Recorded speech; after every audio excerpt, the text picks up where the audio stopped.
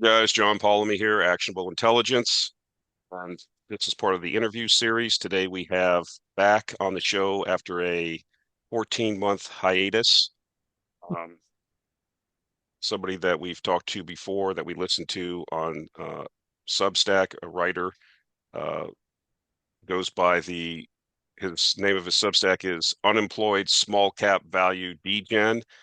Hopefully that's not what your parents named you, but welcome aboard, and hopefully we'll have a very productive conversation. Just getting started, can you just, because we have a lot of new listeners, a lot of new people watching, just a short introduction, and then we can kind of get into the agenda. Yeah. I found myself there's a great old H.L. Mencken quote that every time he was fired, he ended up getting a better job, so he called it being sold up the river. And I was a university professor. They got a new president who her big claim to fame was increasing diversity from 16% to 25%. And then surprise, surprise, a couple white guys didn't get their 1 year contracts renewed. So I was sold up the river and I just on a lark while I was filling out job applications, I put a couple Substack articles out, and my third article got retweeted by Tommy Deepwater. He said it was a good summary of the offshore space, and 15,000 people saw it. And I grew up in a town, I think Owl's Head, Maine has a population of 1,500 people. It just shocked me that 15,000 people could see anything in a day.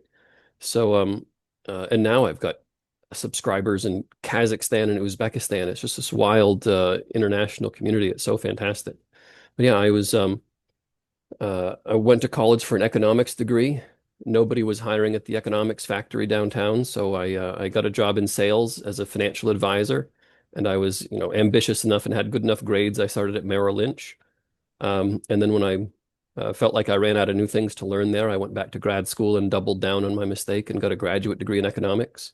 And, and then started a PhD program in finance because the culture was better there and the people were nicer.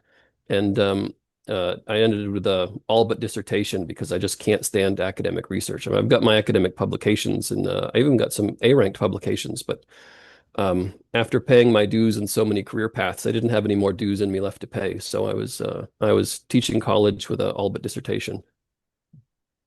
Awesome. Um, you mentioned that for a while that you were a working at Merrill Lynch as a financial advisor, and this is kind of where I want to start the conversation. Last Saturday, we were both in a spaces while you were uh, talking in the spaces. I was listening, and one of the things that you were discussing, a theme that I think really got my interest. I'm always looking for these big events, these big economic or social uh, tsunamis, whatever you want to call them, mass movements, whatever, something that's going to happen that has a large number of people or money involved. And one of those things that I've heard you talk about before, but it was a bit more in depth this last Saturday, it really got my interest in why I wanted to talk to you some more about this, was the whole concept of what you call the silver tsunami. And I was wondering if you could describe what that is, talk about that, and kind of get into that, or why that you think that that's a great opportunity for investors. Yeah, so the silver tsunami is the baby boomer generation were a large demographic, right? The people came back from World War II. They had, my grandparents had four kids, which is a big family for these days. And their kids only had two kids. So it's a large demographic. There's a pig passing through the python. The very first baby boomers were born in 1945, so they're now just turning 80. And the youngest baby boomers, I think they're pretty much all past 65 now, retired. It depends where you cut the line off, but they're retired, and they have between them $75 trillion of assets, which is just an astronomical amount of wealth. And compare that with the market cap of the entire stock market of Germany and Japan and South Korea, and just combine them all, whatever you want. $75 trillion of wealth with the baby boomer generation in the US is bigger than the next 10 stock markets combined. It's just an enormous pile of wealth. And uh, the life. So when I was a financial advisor, you have your know your client rules. It's kind of like being a bartender. They tell you all of their hopes and dreams and fears. I got to know this generation pretty well. And one of the things that really surprised me that got into their culture, like Warren Buffett's giving pledge, about half of the baby boomers don't really believe in inheritance. They say, well, look, I paid for the kids' college, they're on their own. And I thought that was very interesting that there's a lot of people, wait, so what's going to happen when Gen X inherits all this money? And that's not most of the baby boomers' plan. Most of the baby boomers' plan is to liquidate these assets and go on Norwegian cruise lines till they run out. And that's never going to be a perfect, they're never going to spend their last nickel on the day they expire because nobody knows the day they expire.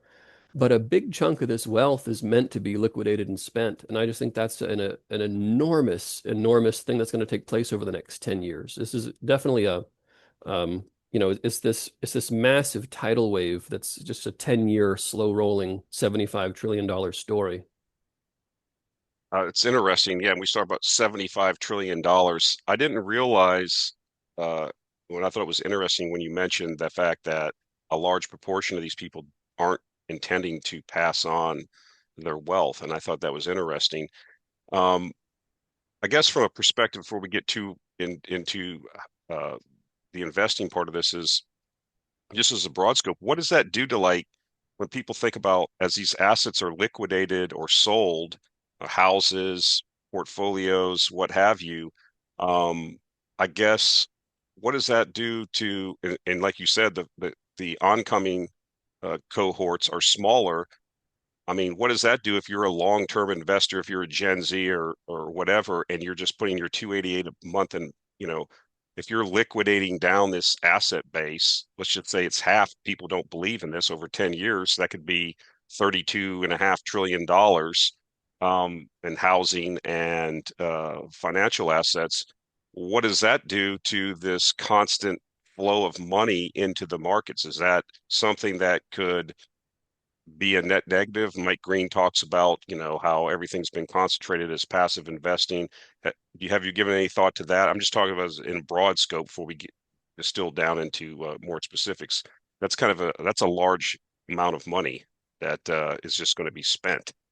Yeah, well, one thing is because we're small cap or we're stock pickers, we know so much more than the average person out there. There's this enormous division of knowledge in society.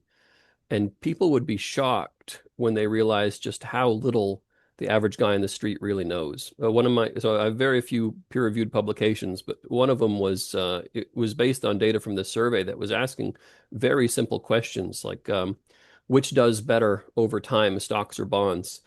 And you'd be shocked. It is more than half the people walking down the street don't know, the average return over times of the stock market is bigger than the bond market. They just have no clue.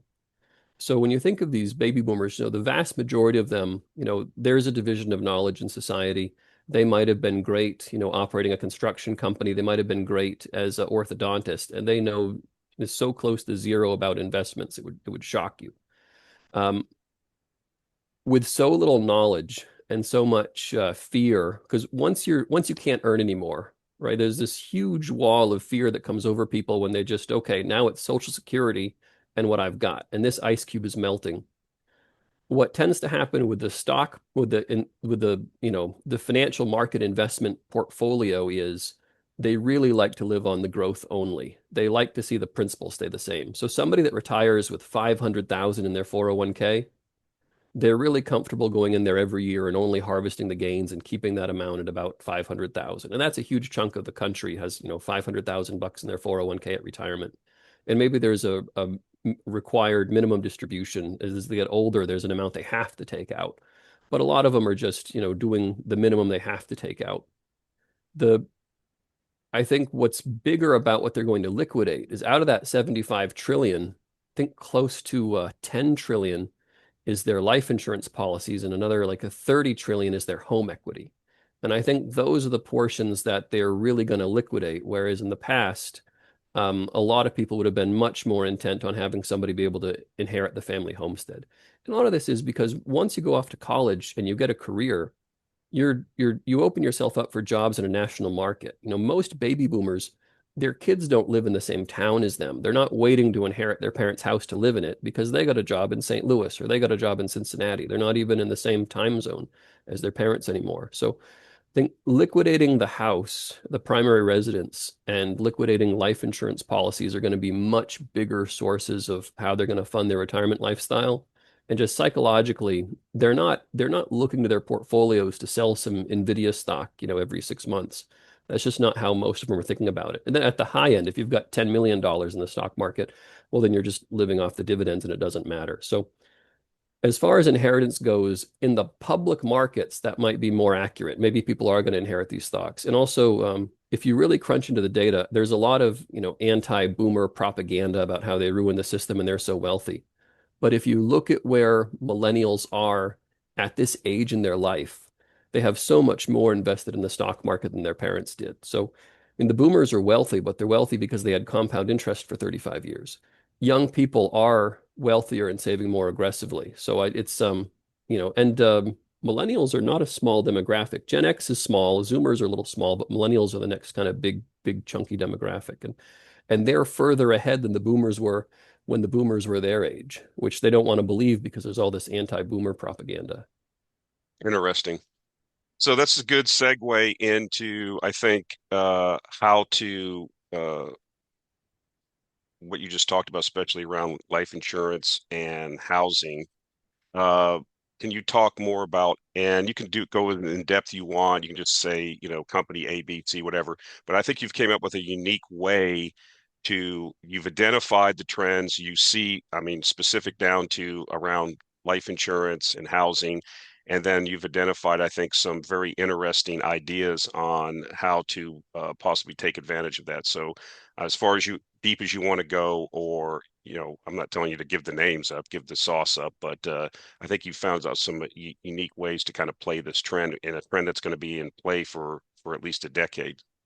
Yeah, no, I'll give the names up, and I have a lot of paywalled write-ups on my Substack when I go into more details. But the market leader in variable annuities is a company called Jackson Financial. The market leader in reverse mortgages is a company called Finance of America Companies. And the market leader in life settlements is called Abacus Global Management. And just a little more background on where the baby boomers are is typically men die about 6 years younger than women do. And women, when they got married, the men were about 4 years older.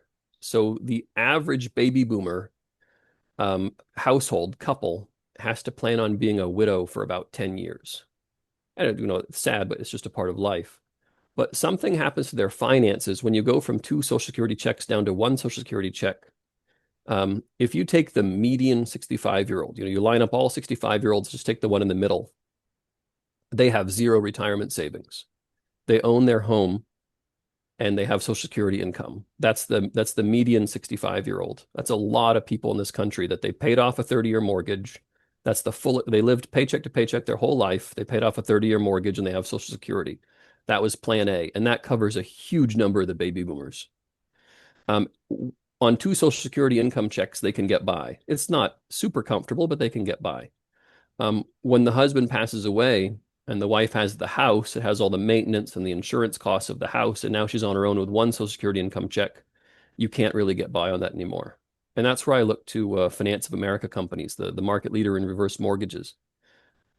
If her kids are out of state and they have their professional careers and they already started their mortgages on their own house, and her kids don't want to inherit her house, a reverse mortgage company will come along to her and say, "Hey, we can send you $1,500 a month in the mail. It's going to accumulate this home equity credit line on your house. And when you pass away, your estate has a year to sell the house and to pay us back." It's called a reverse mortgage.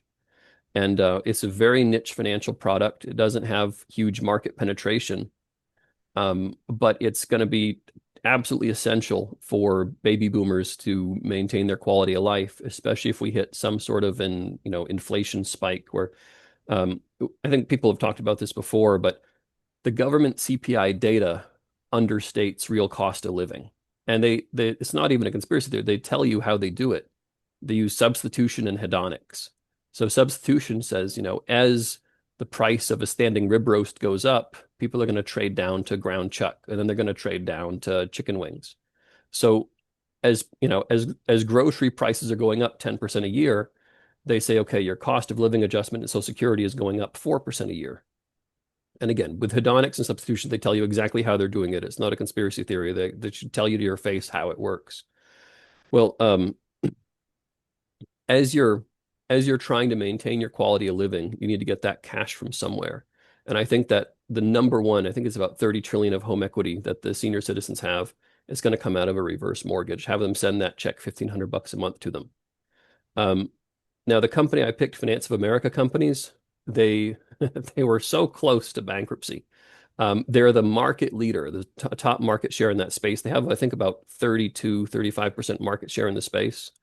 It's a very niche product, not well known. The advertising is still so I'm not the only one in the world who thinks this is going to be a huge industry over time, and there are some fintech companies trying to get into it. But the question is, how do you reach the 70-year-old women of today, right? Are they on Facebook? Are they on social media? Or do they get a direct mailer in their mailbox from the AARP, right? So how do you reach these today's 70-year-old women? Um, so Finance of America companies, they went public, I think, right in 2021 at the peak at a huge valuation. And when they went public, they had a lot of other business lines, kind of like a little mini version of rocket companies. They're handling a lot of stuff around mortgages and mortgage servicing.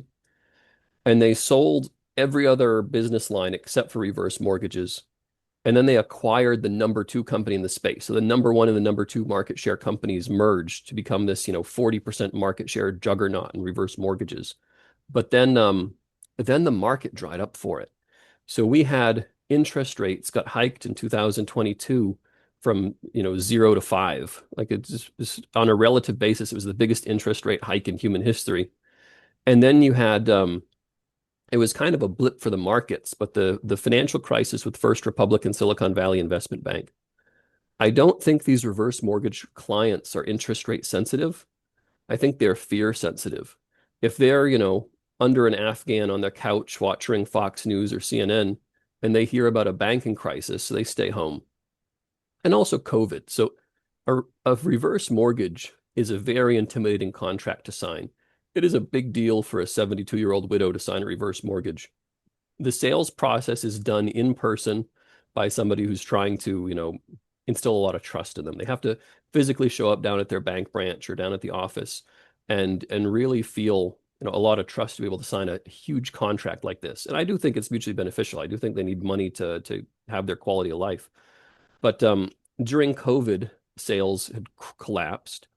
And then with the banking crisis, they were kind of afraid to go into the office. Their own Finance of America is only now getting back to volumes that are close to pre-COVID times. They used to do about $3 billion a year of volume. I think last quarter they only had about, $620 million worth of volume. So they're still just getting back to pre-COVID times.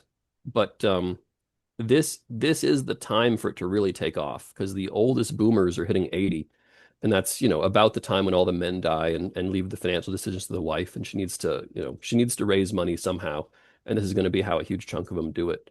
Um, but I've been talking too long without without a question. So I should probably, it's a hazard to being a college professor. I can talk for an hour without stopping. No, I mean, so that's interesting, the first leg of the stool.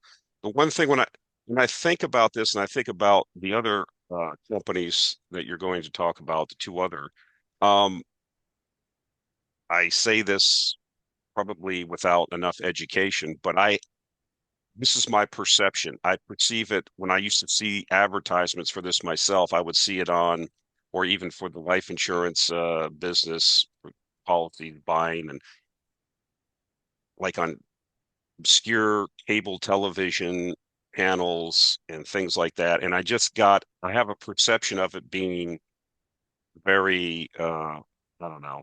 I don't know what the proper word is. It's an industry that has a reputation or a perception of taking advantage of people. I don't know if that's correct. I don't think it is, but why do I have that perception? Did the industry create some type of view like that? Uh, why would I perceive it that way?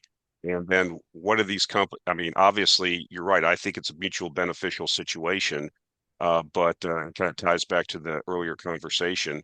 But why do I seem to have, or is that just me having that perception, or is that something that was out there and then it's kind of dissipated, or the industry's done work to because you'll have this spokesman, like I can't remember, to get some actor or something, and they talk about it. I'm like, what is this? This is crazy. Who would do this? Am I wrong? No, Why no, am you're I not wrong? wrong. And it's funny. So Finance of America companies, they just changed their, so what when I first wrote about them, they had the advertising campaign and they knew their market. When you have when you're trying to advertise to a widow, you're trying to get, the most respectable, sexy elder man you possibly can. They were using Tom Selleck, who is coming off of this role in the show Blue Bloods, where it's like you can't find a more handsome senior, with a handlebar mustache. You got this hunky slice of elder beef for these widows to eat up. And it was just the iconic advertising campaign for how to sell to widows. Now that advertising campaign, the contract expired and they have a new one. I think they're targeting more. Anyway, you can check out their new advertising campaign online. I have mixed feelings on it, but so their market penetration and also I had looked into this when I was a financial advisor, and look at who are the least trusted professions? Who do people tell jokes about? Who are the scuzziest? It's usually things like insurance salesmen and used car salesmen. And you guys, so why are these professions perceived as so scuzzy, so much of a scoundrels being run in it, as opposed to, if you look at restaurants, right?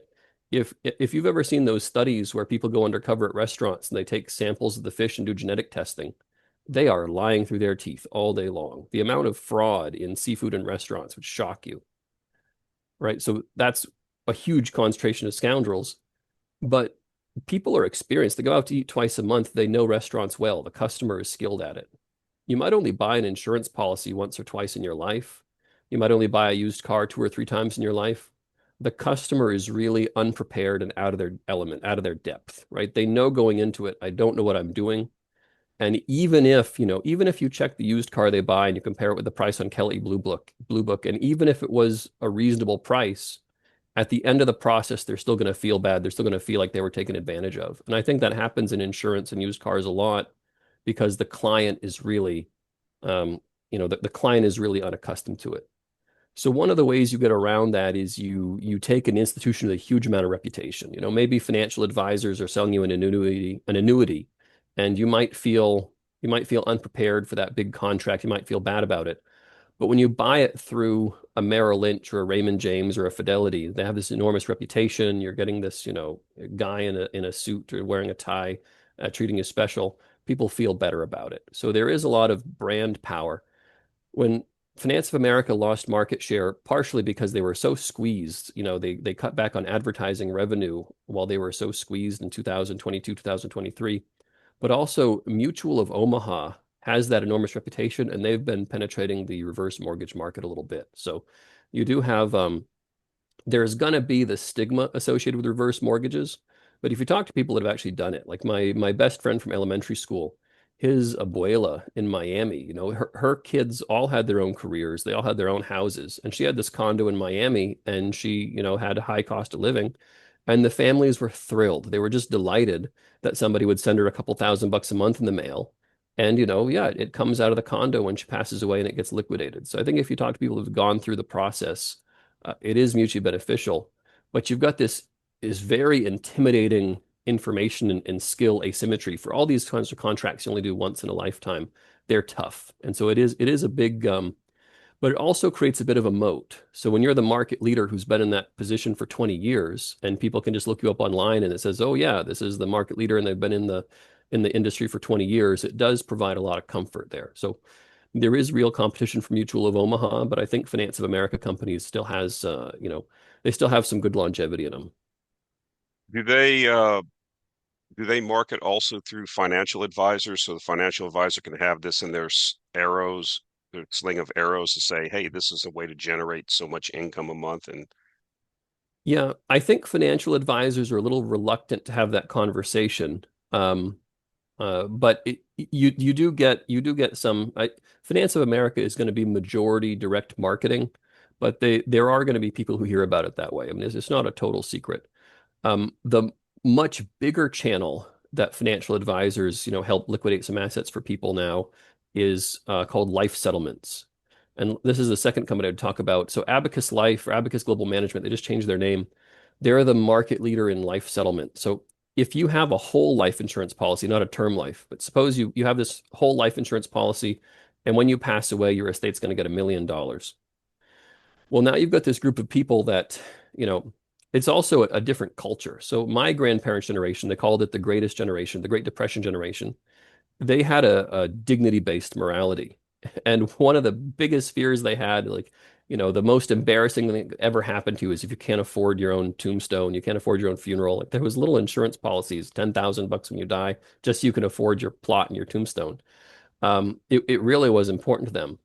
The baby boomer generation, they're really just not concerned with that. It's a different culture. So there was a Supreme Court case in 1911 which established that your life insurance policy in the US is an asset that you own and you can sell it. And this is it's not totally unique in the world, but it's rare in the world. Most countries, it's not that way. Most countries, a life insurance policy is a contract between you and them and, whatever.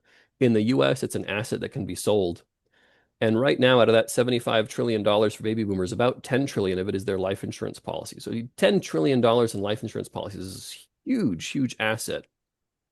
Now, what's really shocking to me is about 80 to 90% of them never pay out, right? So you've got this $10 trillion asset and it's over 80% never pay out because imagine you got this life insurance policy when you were 35 years old because you were worried if something happened to me, could my wife, who doesn't have the same career prospects I do, could she pay off the mortgage and could my kids go to college? So you say, okay, if I die when I'm 42, because if it's in the 1970s and you're a man buying a life insurance policy, there's a good chance that men who died when they were 45 years old because we didn't have good cardiovascular medicine back at that time.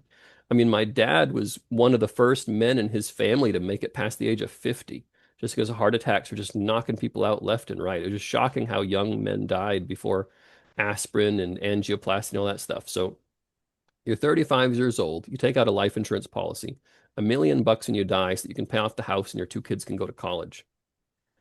Imagine now you're 65 years old, you start Social Security, the mortgage is paid off, and your kids have already gone to college. And you're asking yourself, now my income just got cut way down from the peak of my career to Social Security only. Why am I going to write this check and send this check every month to the life insurance company? It doesn't make any sense. So the vast majority of life insurance policies just lapse. People say, you know what, I don't want to pay this bill anymore. And people that are slightly smarter than that will contact the life insurance company and say, hey, what can I do? There is a redemption amount. The life insurance company will pay you, they'll throw you a bone and they'll buy the insurance policy back from you. This redemption amount is tiny. So imagine you've got $1 million life insurance policy. The life insurance company might offer you 50,000 bucks now rather than pay your estate $1 million when you expire. Abacus Global Management pays. They're one of the highest payers in the whole industry. They pay on average 7 times the redemption amount. So if the life insurance company is going to offer you 50,000 bucks, Abacus is going to offer you 350,000 bucks. Now that's a chunk of cash that can make a difference. And the financial advisors do like this because they would love to be able to help you reinvest that 350,000 bucks into something else and to make a commission on that. So they like your assets under management. But if you're talking about these baby boomers who, again, the attitude for most of them is, I paid for college, the kids are on their own. What does your estate need with $1 million when you can have $350,000 right now and go on some Norwegian cruise lines, have some more comfort in your life, pay for your medication? And it's not all Norwegian cruise lines because a lot of these expenses come toward the end of your life. The difference between the Social Security only nursing homes and the posh nursing homes, these posh nursing homes cost between $7,000 and $12,000 a month. And if you're going to have if you're going to be in an elder care facility for 2 or 3 years, racking up 10,000 bucks a month, then that life insurance policy is a really good source of liquidity because 10,000, you can fund 3 years at 10,000 bucks a month to have these, very comfortable nursing homes where there's medical staff on the premise and they come and change your adult diapers promptly and the meals are cooked by a chef. I mean, some of the horror stories, the tragedies at the low end nursing homes. I mean, if you really want to go down a rabbit hole and have a dose of depression, the rates of elder abuse and the quality of care at the Social Security only nursing homes is just tragic. And in history, a lot of these people would just be taken care of in the house because you have only one spouse working, and they're just a lot of the baby boomer generation growing up when they were kids, they would have some great aunt or some great uncle living with them or some grandparent living with them, and they'd watch them, go through the end of their days. They were taken care of by family who, it was like Charlie and the Chocolate Factory, where you got Grandpa Joe bedridden. Um, but now that you've got both parents working, right now that you've got two income families, you can't do that in home anymore. And the professionalized solution, the low end nursing homes, they're so tragic, right? It's you see case after case of really bad outcomes. So I think a lot of these life insurance policies are going to get liquidated to pay for long term care, or liquidated to pay for Norwegian cruise lines. Take your pick. But there's so much room for market penetration because really just people don't even know that it exists. When I wrote about this company, one of the first comments on my Substack was, I wish I knew about this 2 years ago when I was dealing with this for my dad, because so many people would just let these policies lapse just to save $100 a month, a couple $100 a month in policy fees compared to their $1,500 a month Social Security check. And they don't know there's a company waiting to pay you $350,000 for it. And then just getting into Abacus Life's, core business, they take these life insurance policies and they're kind of like an option with a positive theta. Every year that goes by, they become more valuable because the person gets older and they get closer to the eventual payout. But you're still sending money every month to the life insurance company.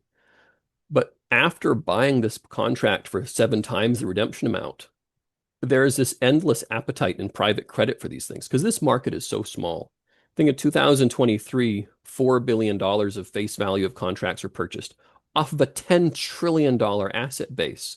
A $10 trillion asset base where $450 billion of policies lapse every year. The marketplace bought up $4 billion face value of policies. I mean, the market penetration is like 3%, something tiny. This company could grow 20 times and the market would still be underserved just because nobody knows it even exists. Um, so private credit has this endless appetite to buy these policies because private credit has trillions of dollars to deploy. You're talking about $4 billion of policies reaching the market. I mean, it's just tiny. And that's face value, not even what they're selling for. So right now, Abacus Life sells these things for a 20% markup. So they pay you $350,000 for your $1 million life insurance policy. They tack on 20%, sell it to private credit, and they turn over their inventory twice a year. So they're not even sitting with these things on the books with any real risk for having them. There is a risk of a longevity shock. What happens if people start living longer? And this actually wiped out a few companies in the space in the early 2000s because when the AIDS pandemic came about, a lot of people sold their life insurance policies who had AIDS. And as soon as they came up with the treatment to make AIDS survivable, suppose you buy the life insurance policy from a 42-year-old who has AIDS. You're like, oh, they've got a couple years left. Well, then suddenly you get this cocktail of drugs that will treat it and make it so you can live a full lifespan. You say, oh, geez, I bought the life insurance policy of a 40-year-old that's going to live to be 85. There were some bankruptcies. There were some blowups in the space, not from the AIDS pandemic, but from AIDS becoming treatable. So you've got this risk. What happens if people suddenly start living longer? You bought this life insurance policy. Now you're paying the premiums for the next 30 years. You're not getting income coming in because they're not expiring. But Abacus Global Management, they don't really have to deal with that because they sell it to private credit. They get it off their books pretty quick. Not that it's a bad asset and they want it off their books, but the markups are great and private credit just will pay so much more for it. So I think it's a fantastic business, and the story now is market penetration. And the share price is low right now. There was an aggressive short report, and they've done 4 acquisitions in the last 2 years. So I go into huge detail about all the acquisitions and what their purpose is, and the short report and the rebuttal. Got all these write-ups on my Substack. But back into the are these guys a bunch of scoundrels, right? Reverse mortgages and life settlements. So they have this terrible reputation of they a bunch of scoundrels. My best understanding is that when this industry was younger, the life insurance companies were pushing the regulators to destroy them. If you look at the two largest companies in the space, it's Abacus Global Management and another company called Coventry, and they've both been in business over 20 years. Their earlier years, it was just case after case of regulators suing them, regulators trying to put them out of business. And you go back and look at the details of what was actually happening. And, as a retail investor, I have to try and figure out what do I think really happened? Is it really the case that every company in this industry was a bunch of scoundrels? or were the regulators trying to put them out of business? Because the life insurance companies clearly don't want a larger percentage of their policies paying out the $1 million instead of paying out 50,000. And I think it was the regulators trying to destroy the industry.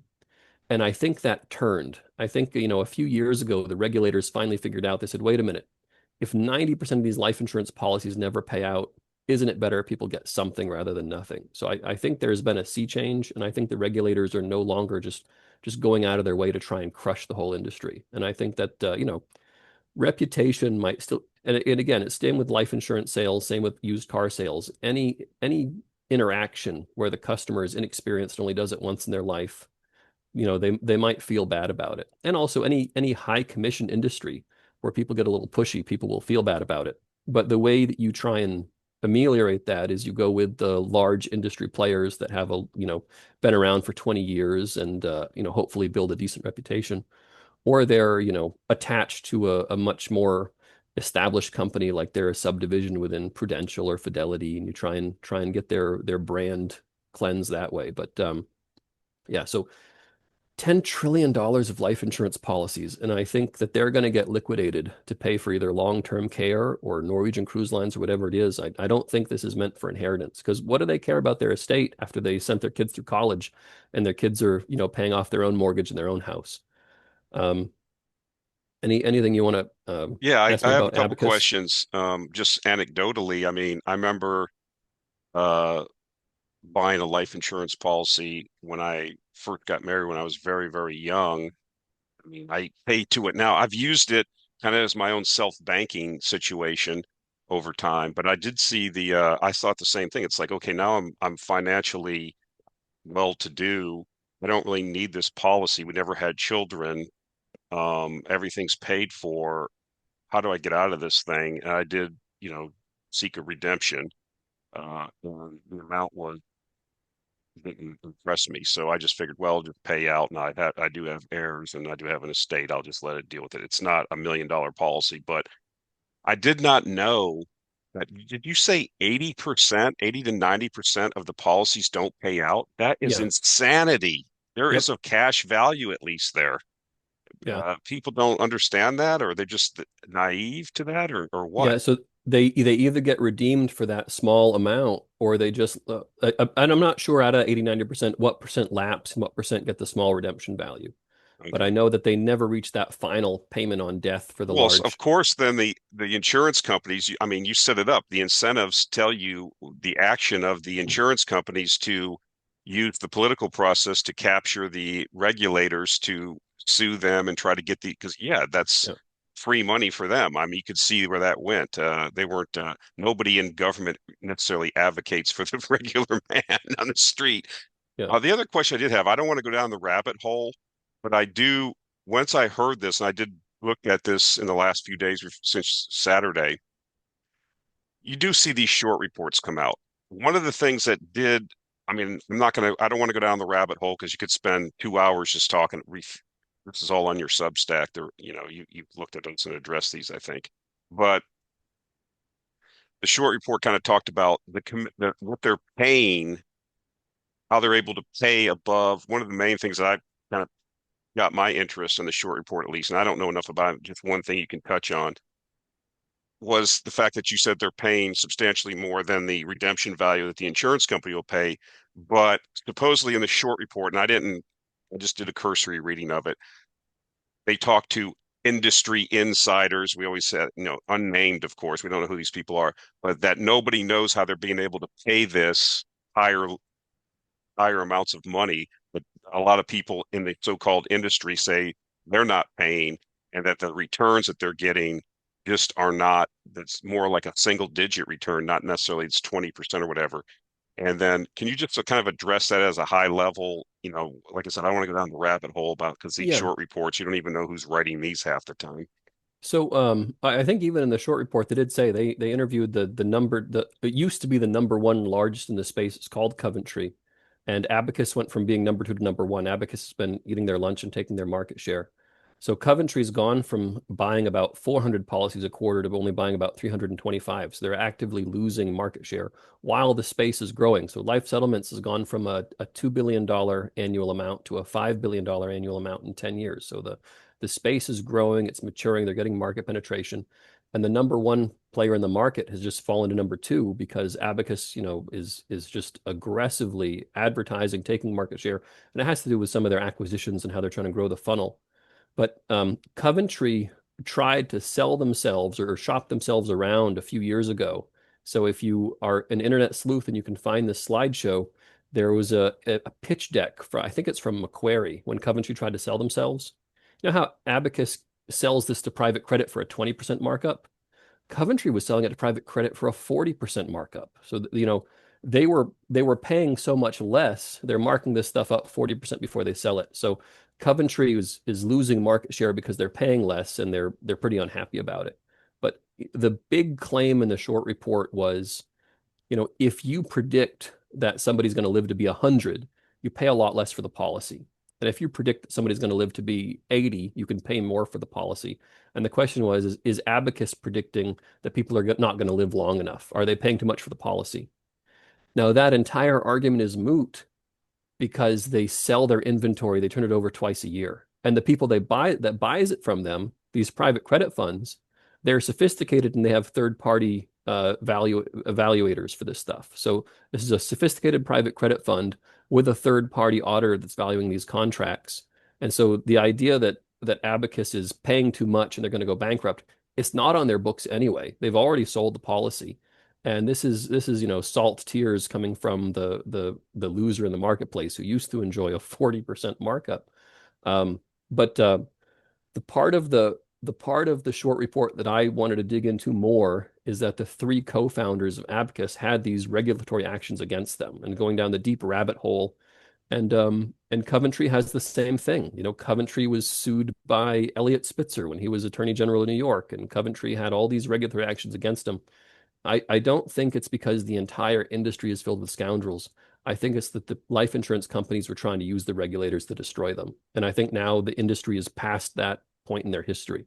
But yeah, part of the short report is the three co-founders of Abacus have all these regulatory judgments against them or various lawsuits and stuff like that. So, yeah, but again, whatever you can say about one, you can say about the other, because Coventry has even bigger judgments and even bigger punishments against them. So I think it's just it my best interpretation is that it's the regulatory framework that's kind of softened after they realize that, maybe it's a consumer advocacy thing if people get some money out of this whole system. But the room for market penetration, when you're talking about a $10 trillion asset class, face value, and only $4 billion of policies changing hands in a year, it's just so underpenetrated. It's just a massive growth story. This company could literally grow 20 times and it still would be an underpenetrated market. And then on top of it, they're not just growing the industry, but taking market share alongside it. So I'm super, super bullish. And then the third company is Jackson Financial. They're the market leader in variable annuities. And variable annuities are, and also index. So they're the market leader in variable annuities, and they're climbing rapidly. They went from like fifth place to third place on index-linked annuities. Now, for people picking their own stocks, annuities seem like a giant scam. But when you're dealing with these 70-year-old widows who are the most risk-averse demographic you can possibly imagine, people who can't earn anymore, people who can't work, some of these widows were housewives, never worked. And the money that they have to put in this annuity might be the life insurance payout of their husband. It has this deep emotional significance. These people can't handle loss. So if you have an annuity company saying, okay, index-linked annuities, when the market goes up 20%, maybe you only make 8%. When the market goes down, you don't lose any money. And there are ETFs now that mirror this, but they don't have a life insurance company making a promise to you on top of it. So Jackson Financial was a spin-off of Prudential.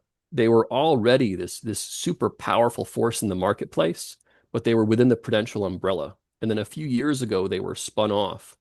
And part of it was money raising. So these insurance companies, they had to pay out a lot during COVID. They needed a way to raise money. So Prudential spun off Jackson Financial, but they kept half, and they sold the other half into the market. So that's how they raised money from the sales. They gave it some debt. They improved their balance sheet that way. They spun off half and they sold half into the market. So for the first 2 years of being public, this thing was trading at like 30 cents to book value.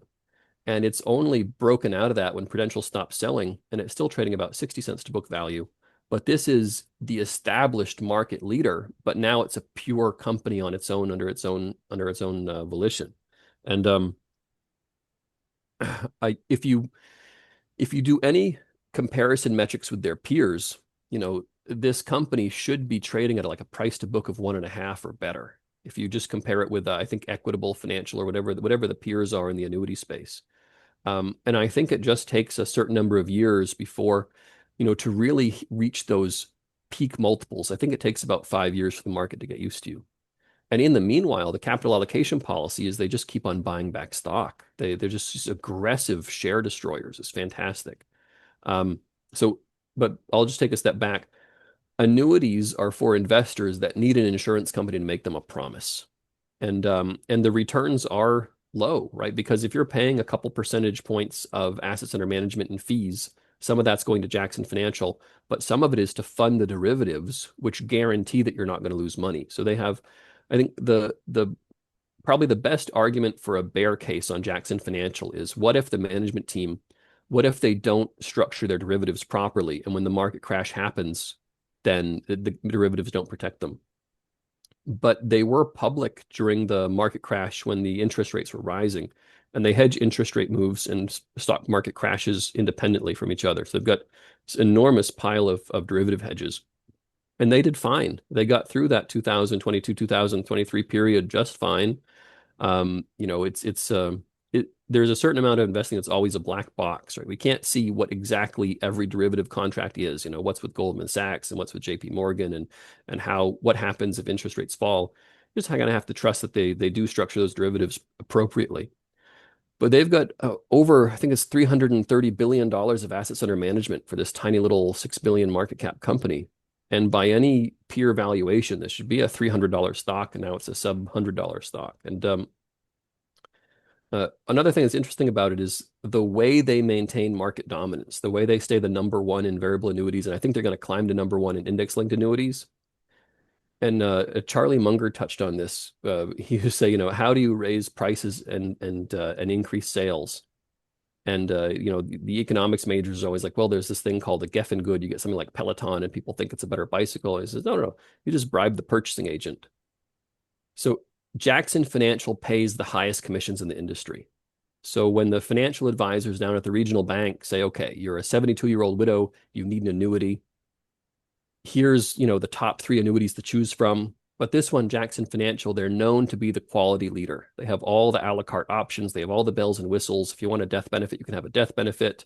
No, inadvertently, they also pay the highest commission. But, how does that factor into the financial advisor's mind? And, just in defense of financial advisors, they sleep well at night thinking they put their clients in the highest quality company, right? They don't sleep at night saying, Mwahaha, I've got a giant pile of money and I made the most off of this old lady. No, financial advisors are telling themselves, look, this is the company with the best reputation. This is the company with the highest quality. That's what's going through their minds. But the mind plays tricks on people, and it is the company that pays the highest commission. So that's really cementing their market share in variable annuities, and I think they're taking market share in index-linked annuities. And then as the pig passes through the python, as people are, as these baby boomers are being put in these variable annuities, as their book of business grows, they have to take a huge amount of their cash flow and put it into this reserve fund. They have a certain amount of reserve fund for accidents that the regulators, like a loan loss reserves for a bank. And they usually fund that thing about 3 to 5 times what the regulator tells them they need to fund it. So while the book of business is growing, half of their cash flow is just being put into this giant cash pile. And what I'm looking forward to over the next 10 years is at some point as the pig passes through the python, as their book of business actually shrinks. Right now, their payout ratio is 50%. When you get to the point where their book of business is shrinking, their payout ratio is going to be 150%. So right now they're doing aggressive share buybacks with a price to book value of like 0.6. And so over the next, until it finally reaches high multiples, the share buybacks are super effective at a low price to book.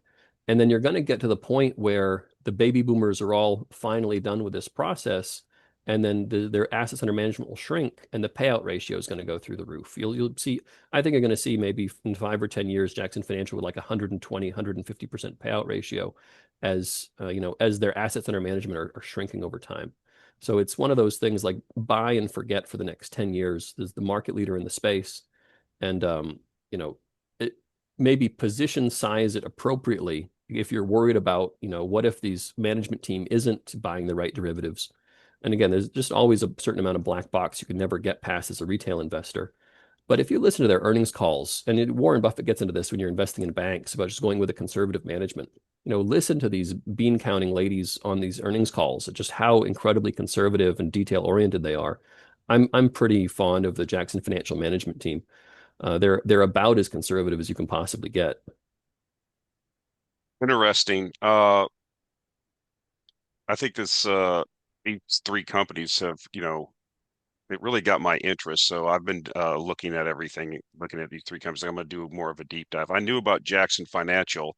I didn't realize the amount of shares they were destroying, buying back. Kind of that overcapitalization or that overfunding of the reserves. That's kind of similar to what I did with European banks. People were like, I made a ton of money over the last 3 years just in European banks. People were like, well, you have this negative view towards the EU long term. But I said, well, yeah, but the banks there were doing no loans since they had a previous financial crisis. You had high interest rates, so their net interest margins were huge. So they were just running off their loan book and trying to resolve whatever non-performing loans they did have, not making new loans. So the cash was just accumulating. So you had these, I mean, even the Greek banks earlier in the summer this year, I think it was, they even got permission from the ECB to resume buybacks and dividends. So I'm a big fan of that, and that has resulted in a big payoff. Several of those stocks have more than doubled. So I'm not necessarily keen on their ability to run a loan book, like even a junk bank like Commerce Bank. So this is a bank that was not, thought it might have to be merged into another bank or go into receivership or something. So, anyways, I think this is another interesting idea that you've uncovered. One of the things I want to get you to comment on, being a former financial advisor, and I think you really, the times I've talked to you about this, you really have unique insight. I don't know if it was Morgan Stanley or Goldman, one of the big firms came out the other day, one of their executives, and we have the traditional 60-40 portfolio. Obviously, I think that bonds are in a long-term bear market. I don't have to get into why. I mean, it's too much debt and rates are probably going to be heading higher over time, at least till yield curve control is put into place. But somebody came out, one of these guys, and said it's now a 60-20-20, 60% stocks, 20% bonds, and 20% gold. I thought that was, I mean, what am I? Hey, I remember me being kind of 58. I still remember the late 70s, early 80s, and my grandparents and my dad talking about going down to the Minneapolis Federal Reserve Bank, filling out the T-bill bid forms to get 18% interest rates on, annualized on 3 and 6 month bills. So it's like, is that just a one-off, or are we going back to the 1970s where people are just like saying, gold, you see Central Reserve Bank reserve assets increasing with gold. Is this actually going to become another uh, asset class like it was in the late 70s, early 80s? Are you into letting guests screen share? Yeah, go ahead. I think I can do that. Let me What do I let- need to do? Oh, here we go. Yeah. so the let me just do this. So this is a picture of the let's see. Is that no, that's not making it any larger. Um I can see this it pretty good. Yeah. Yep. So this is a picture of stock bond correlations, which means, when stock prices go up, bond prices go up. It means positively correlated. When stock prices go down, bond prices go down is positively correlated. Stock prices going up while bond prices go down is negatively correlated. Stock prices go down while bond prices go up is negatively correlated. We're coming off of this 20-year period from 2000 to 2000, 25-year period from 2000 to 2023, give or take, where stocks and bonds are negatively correlated. And what caused that was it started with Alan Greenspan.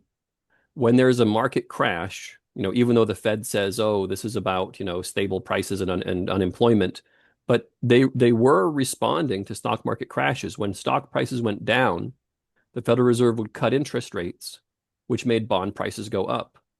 So that the activist Federal Reserve was causing a negative correlation between stocks and bonds. But over most of history, they're positively correlated. Well, if stocks and bonds are positively correlated, the 60/40 portfolio doesn't reduce your losses in a down year, right? If you're got a positive correlation. And now that so for those people that think we're in these 40-year interest rate cycles, falling interest rates for 40 years, rising interest rates for 40 years, if we've entered a 40-year period where the Fed is chasing inflation, what that means is when the stock market crashes, they can't cut interest rates, or they can only cut interest rates by a limited amount. And what that means is when stock prices fall, well, you get people get taps on the shoulder. They get margin called. They have to sell bonds too. Bond prices fall when stock prices fall. You're going to have positively correlated stocks and bonds. So bonds are not going to be a diversifier. If it's really true, if we're going to be, and the Cathie Woods of the world think that the deflation from AI is going to be so powerful that we don't have to worry about inflation. And I think there's a much greater chance we are entering this 40-year period where the Fed is chasing inflation. Their hands are going to be tied and they can't cut interest rates. And if the Fed can't cut interest rates in response to a stock market crash, bonds give you no benefit to your portfolio. And in that world, the things that are negatively correlated to stocks are gold and energy, gold and oil traditionally.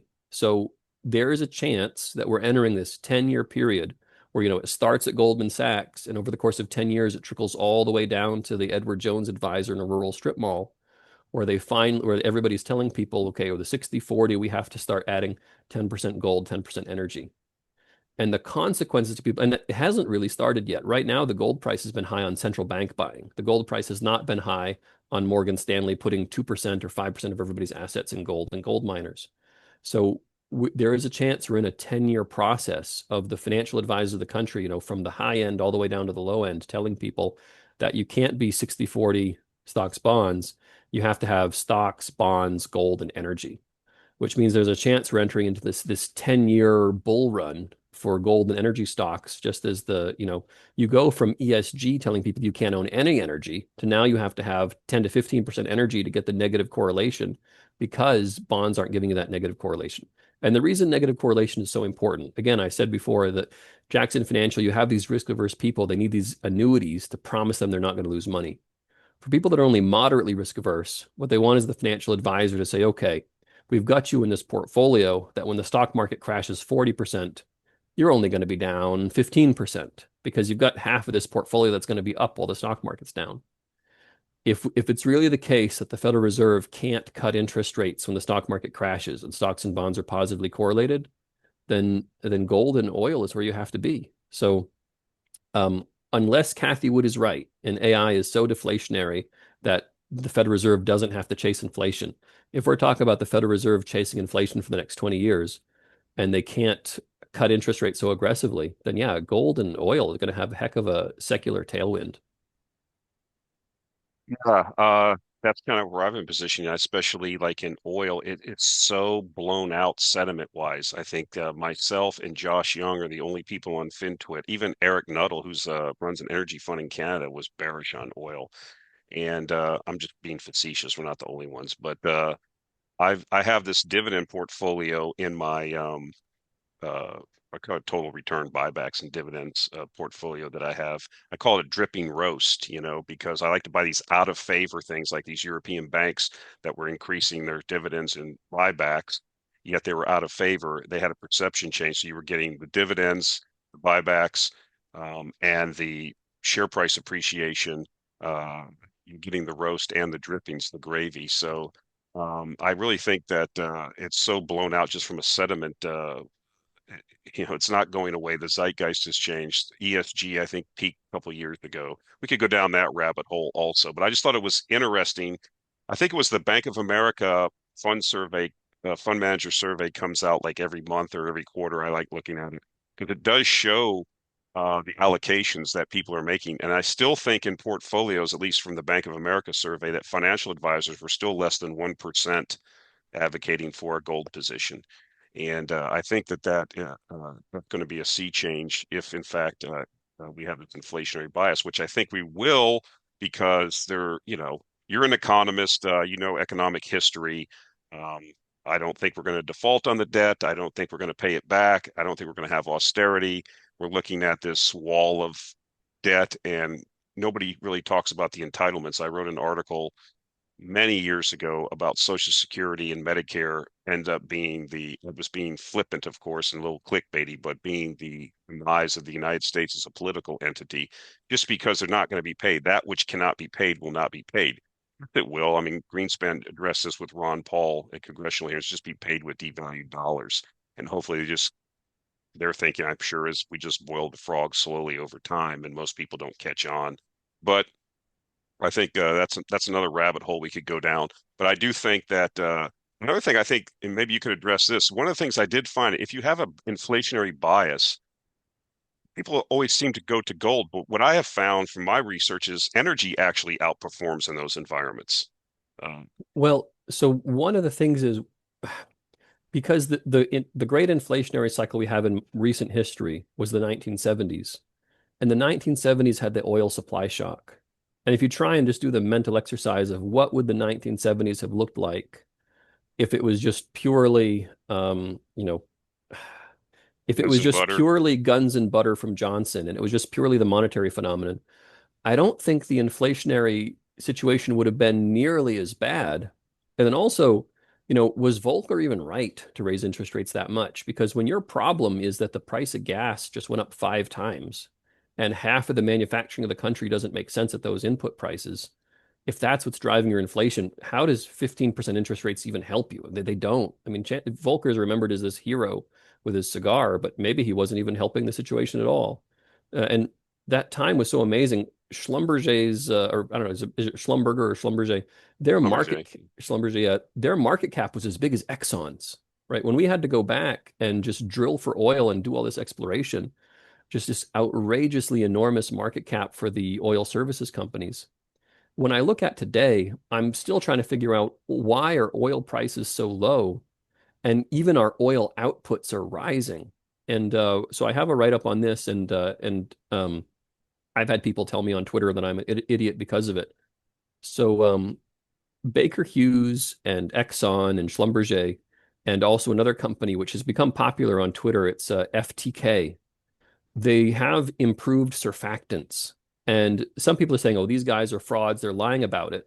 But Baker Hughes and Schlumberger and Exxon all have their own versions that they say are doing similar things, which is they're getting 20% more oil out of shale because they're using improved soap to get the oil through. So one of the problems was as you went with longer laterals, you get it to be more easily clogged. The sand clogs and the oil can't get past it. But you start using improved soaps and the oil can get out more easily. So they're saying they got 20% increased oil yield out of these longer lateral wells at a marginal cost of $1 a barrel because, soap isn't that expensive. And then on top of it, they're using artificial intelligence to try and figure out how much soap do you inject at any given time. So you've got improved technology potentially increasing yields.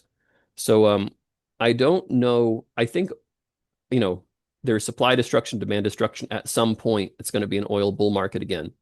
But I've been wrong about the timing now for a couple of years, so I don't know at what point I'll be right again about it. But I had been an owner of ProFrac Holdings. ACDC is my favorite frac services company because of the torque. And it does have its own risks and problems, but they're a shareholder of FTK. They kind of rehabilitated FTK when they were coming out of near bankruptcy. And so one of the ways I hedge, what happens if, oil output still keeps growing is FTK's revenue is up like 50% year over year as they get more people to use their soaps and their AI.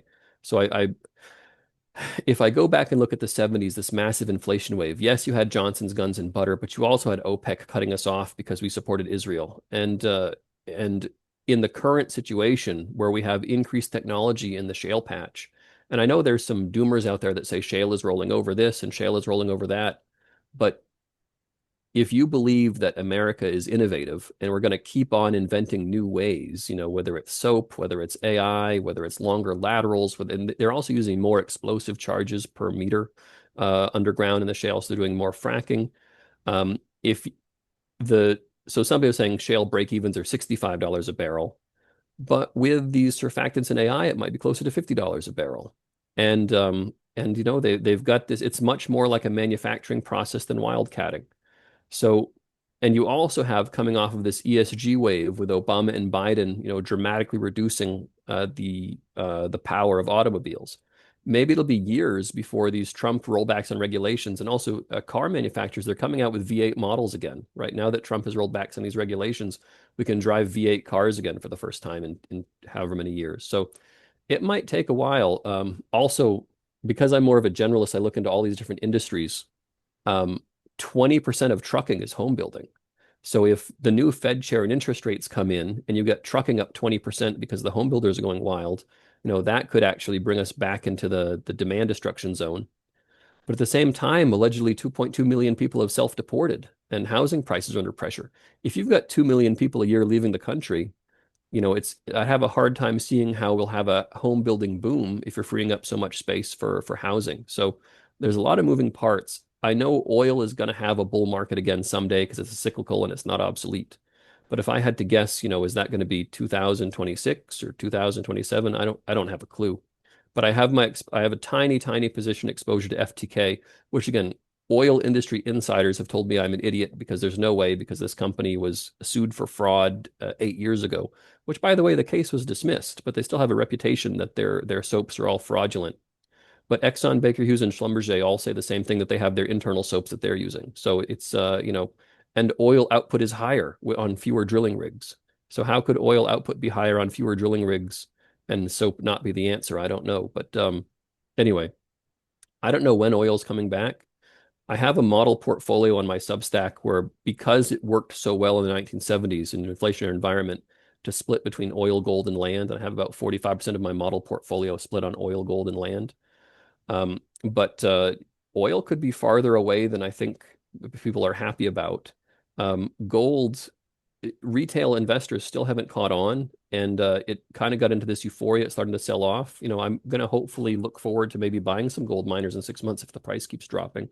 But I've been uncomfortable to write about gold mining stocks for the last few months because the price ran up so fast. So um, the cost of extraction still like $1,500 an ounce for most miners. What's interesting about gold, what makes it so price inelastic, is because gold isn't really destroyed industrially, all the gold ever mined is still above ground. Annual production is only 1/60th of the supply. Get to something like platinum, and the annual production is only about 3 months of supply are in warehouses. So platinum is so much more capacity to go absolutely crazy. So the gold price, it probably can stay above cost of production for years, but I think it might be a hard time staying double the cost of production for years and years and years. So I think there's room for the gold price to go down. And then land, it's going to be tough if 2 million people a year are self-deporting. If Trump, sticks with this policy and keeps going. Um, and another thing is, in the 1970s, equities collapsed, right? Equities couldn't catch a bid. But we had this inflation spike during COVID, and that didn't happen. I had a friend of the family who ran a lumber yard. His father ran a lumber yard in the 70s, and he was just telling me stories about how, he would buy this plywood, he would mark it up 20, 30%, he would sell out. And by the time he would go to buy more plywood, it cost more than what he had sold it for. So he lost money, and he eventually closed his business, his hardware store, because prices were rising faster than he could keep up with marking up the product. But we now have a world where these publicly traded companies have supply chain professionals, and they have Microsoft Excel, they have spreadsheets. So in a world where you have a dedicated supply chain professional who has access to a personal computer and a spreadsheet, I don't think we have to see inflation being bad for equities, because the last inflation spike, profits went up. Companies were ahead of the inflation spike. They just marked. So 1970s companies were caught off guard because they didn't have supply chain professionals and they didn't have Microsoft Excel and spreadsheets. They literally could not do this on a pen and paper. But I think if we do have an inflation spike, it's not necessarily the case that equities are going to suffer. Equities might even do better because all of their debt is evaporating in real terms, right? All of their long-term debt that they locked in at 4% during zero interest rate policy just evaporates. They can pass on their prices, and they have Microsoft Excel and supply chain professionals. So I don't think stocks have to do bad. And it's also not the case that oil is hard to time. Gold has room to blow off and cool off for a bit. And land, so for my land portion of the portfolio, I've been looking at El Cresud down in Argentina. I've been looking at, how to get exposure to land in areas where maybe the population isn't shrinking, maybe we didn't overbuild multifamily homes in the US. What kind of land investments to get that's going to cover that inflation protection part of the portfolio, but also, still be a smart purchase in a world where, if Biden let in 40 million illegal immigrants and we spend the next, depending on who wins the next presidential election, we spend the next, 7, 12, 11 years repatriating people, it's going to be a hard time for single family homes in the US to catch a bid in that environment. Um, so I don't know, where are you looking at for exposure to real estate these days? So I've been intrigued. I'm a big fan of Murray Stahl and the guys at Horizon Kinetics. I'm a big shareholder of, I just constantly accumulate shares of FRMO, which is a over-the-counter vehicle that Stahl and his associates created for very people can counting and regulatory reasons. But what they do is it's a kind of a derivative play. He described Texas Pacific Land in specific as probably the best company in the history of publicly traded companies, and he's owned it for 40 years. You can go on. I look at it; it's interesting. He puts his money where his mouth is.